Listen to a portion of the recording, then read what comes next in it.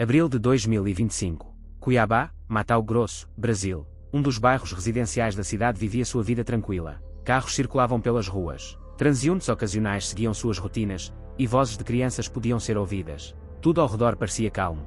A vida cotidiana seguia seu curso por trás das paredes dos prédios. No entanto, algo acontecia em um deles, algo que mais tarde se tornaria o foco dos investigadores. O prédio era indistinguível dos demais. Várias pessoas entravam durante o dia e saíam à noite. Não havia sons, nem sinais de movimento, tudo parecia normal. Os transeuntes não davam atenção ao que acontecia. Não havia motivo para alarme. Somente mais tarde ficaria claro que era durante esse período que eventos insuspeitos na época se desenrolavam lá dentro. Ileisa Maria nasceu em 2008 em Cuiabá. Ela morava com sua mãe, Suline, e sua avó. A família levava uma vida reservada e tranquila, discreta entre os vizinhos. Suline trabalhava, cuidava da casa e criava a filha. Ileisa frequentava uma escola particular e uma faculdade adventista localizada no distrito administrativo da cidade. Os professores a descreviam como uma aluna calma e dedicada. Ela evitava conflitos, concluía as tarefas com zelo e era fácil de se comunicar. Seu círculo social era limitado. A única amiga com quem ela se confidenciou mais tarde disse que Ileisa poderia ter apresentado traços característicos de uma forma leve de transtorno do espectro autista.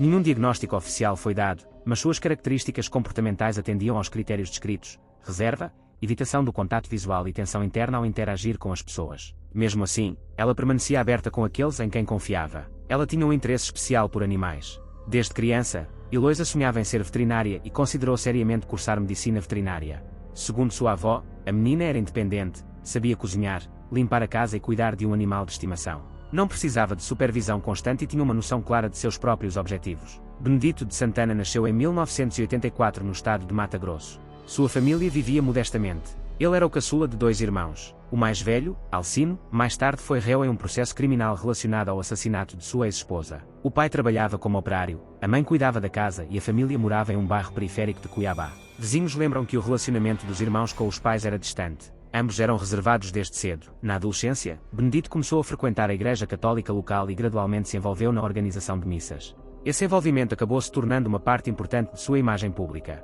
Depois de terminar os estudos, assumiu um cargo de nível básico em uma agência municipal. Com diligência e contatos importantes, ascendeu a um cargo de gerência. Ele chefiou o Departamento de Transportes da Secretaria Estadual de Ciência, Tecnologia e Inovação. Seu emprego lhe proporcionava uma renda estável, acesso ao transporte da empresa e respeito em seu círculo profissional. Ele participava ativamente da vida comunitária, frequentemente discursando em reuniões, discutindo melhorias em espaços públicos e propondo soluções para problemas locais. Continuou a cumprir seus deveres religiosos na igreja. Suas redes sociais eram repletas de fotos de eventos religiosos, citações e fotos com seu filho, Gustavo. A maioria das postagens o mostrava perto de igrejas ou cercado por membros da comunidade, criando a imagem de um homem respeitável e voltado para a família. As informações sobre sua vida pessoal antes de conhecer Suline são extremamente limitadas.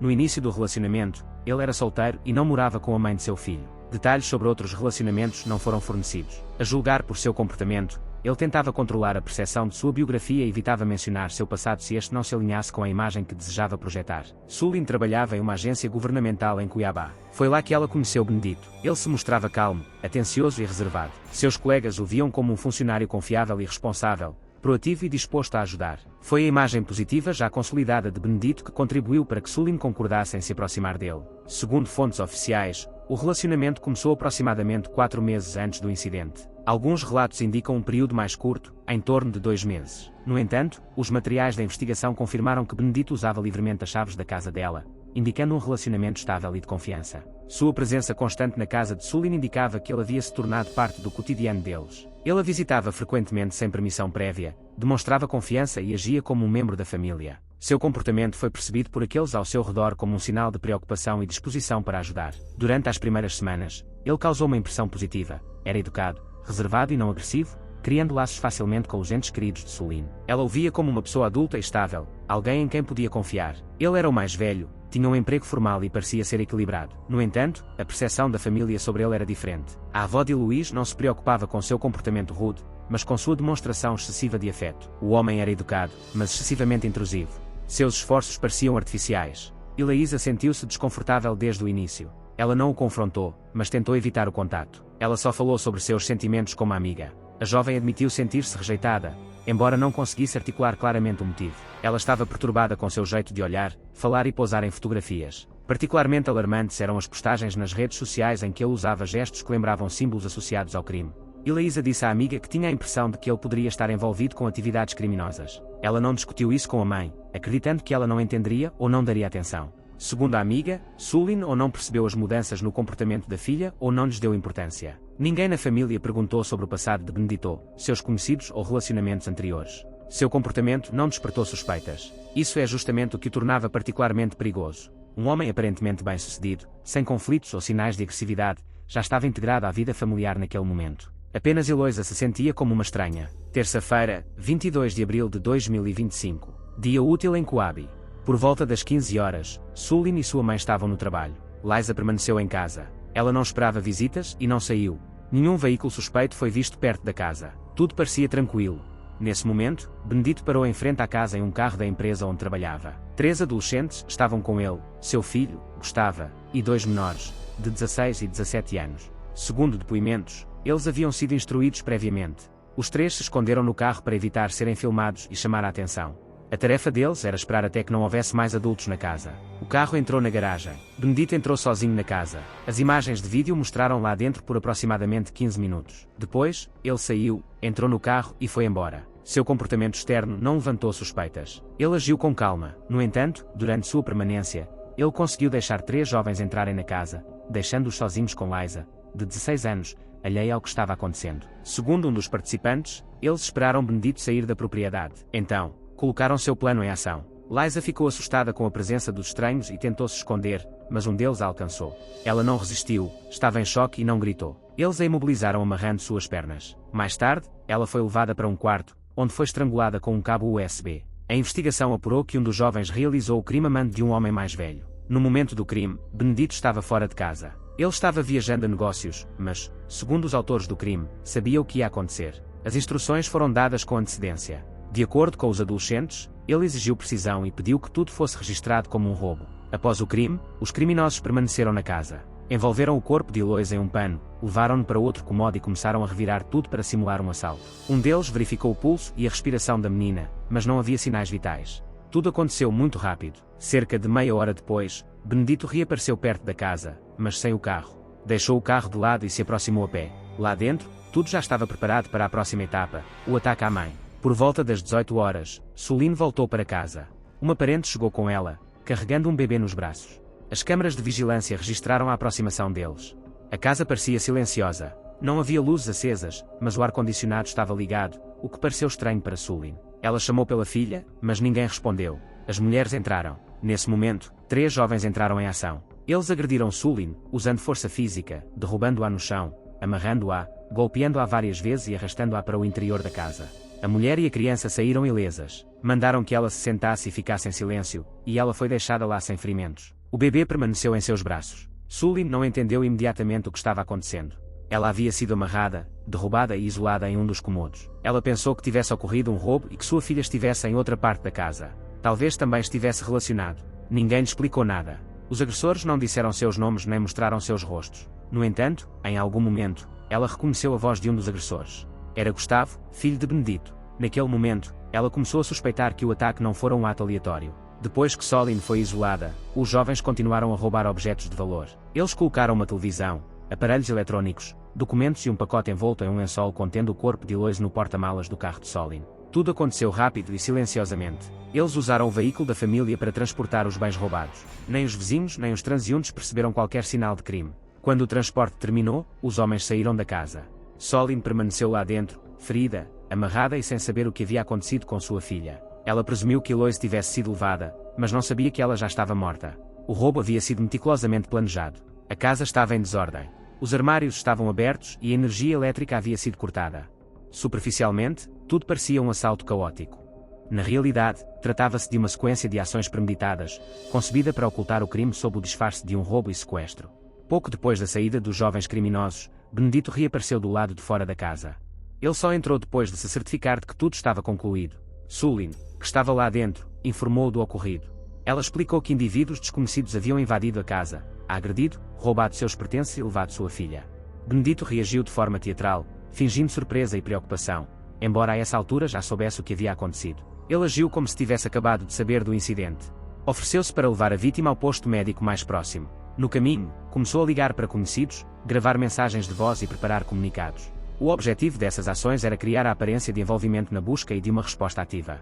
Nas conversas, ele alegava que sua enteada estava desaparecida e pedia que informações fossem divulgadas. Ele publicou uma foto da menina e uma mensagem emocionada pedindo ajuda nas redes sociais.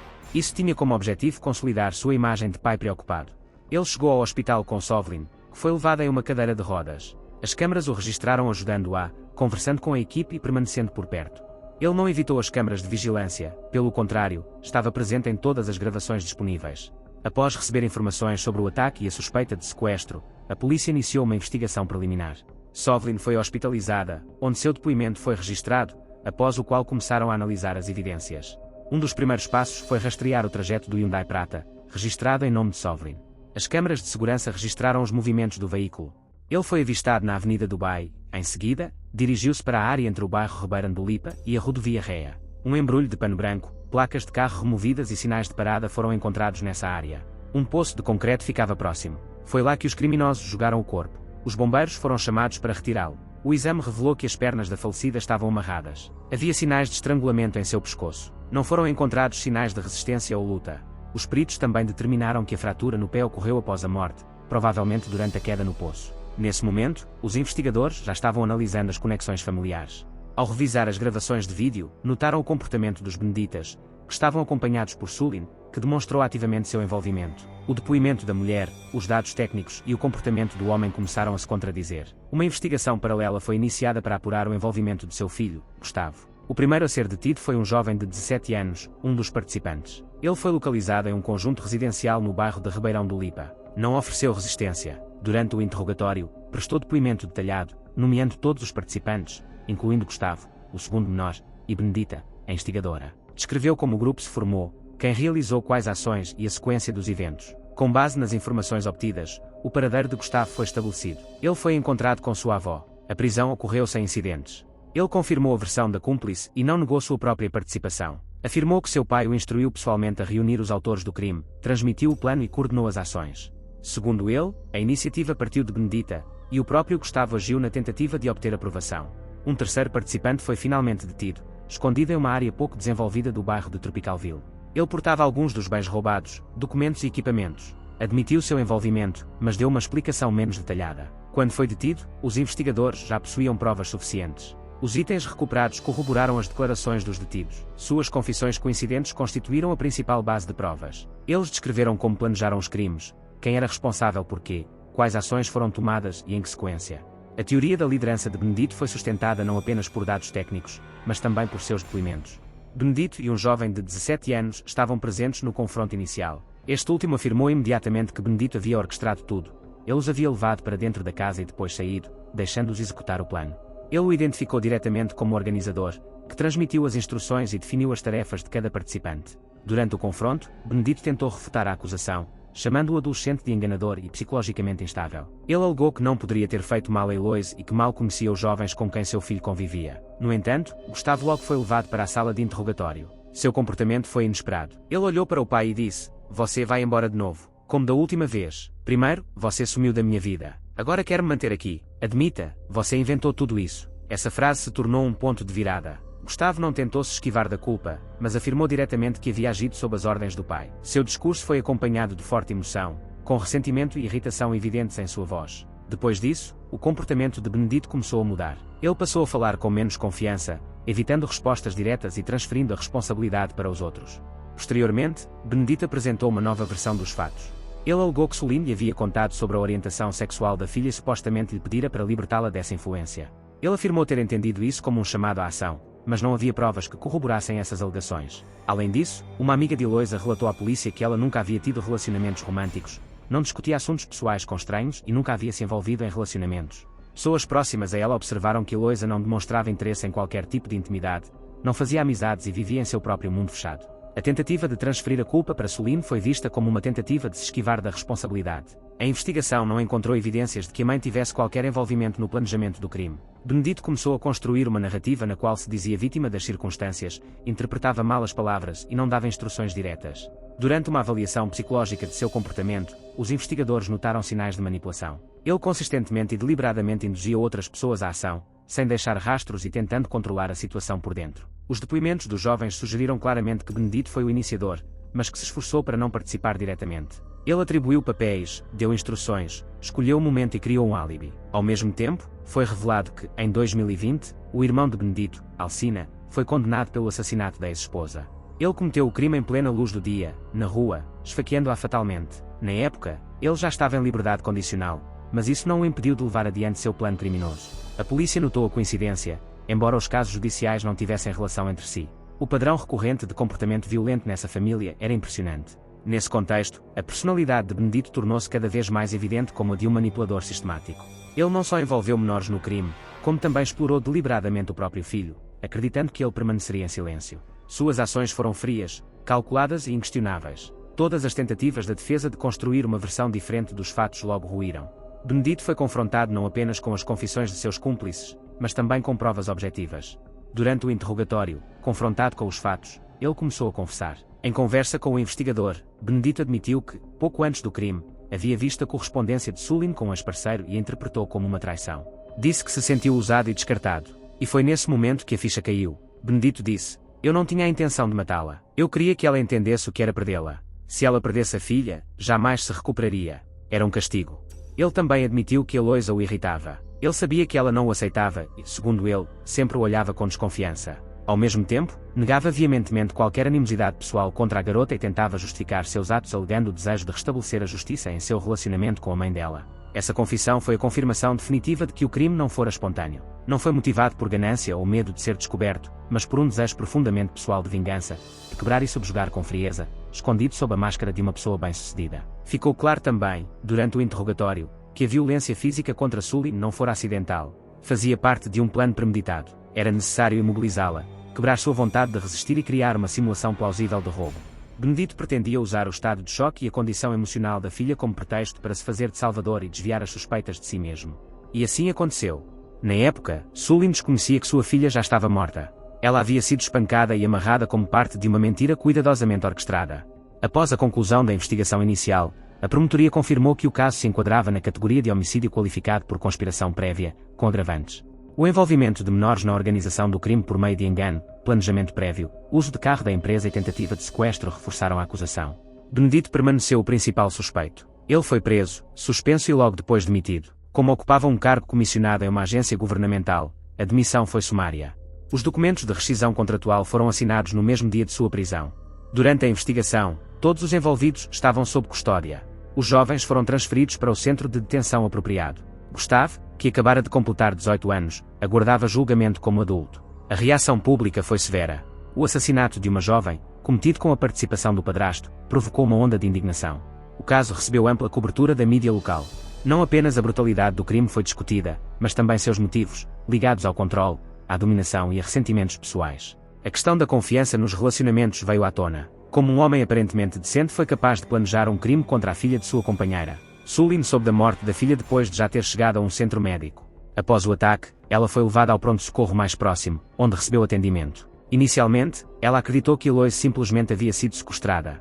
Ela esperava que a menina pudesse ser encontrada viva e salva. No entanto, após o início da investigação, quando a polícia descobriu um corpo no poço, Sully foi informada. Sua reação foi imediata e severa. A mulher perdeu o controle e ficou histérica. Seu estado foi descrito como choque. Ela precisou ser acalmada com medicamentos. Testemunhas no hospital relataram que ela gritava que não se sentia viva, que tudo havia acabado e que a culpa era dela. Mais tarde, durante seu depoimento, Sully admitiu que se culpava pelo ocorrido. Ela disse que não havia percebido a verdadeira face do homem com quem morava. Segundo ela, Benedito parecia confiável, gentil e atencioso. Ele cuidava dela, ajudava nas tarefas domésticas, parecia religioso, sorria e era educado com sua mãe. Ninguém na casa o via como uma ameaça. Apenas Eloísa desconfiou dele desde o início. Mas Sully interpretou isso como rejeição adolescente. Ela jamais imaginou que o homem que havia acolhido em sua família fosse capaz de tal coisa.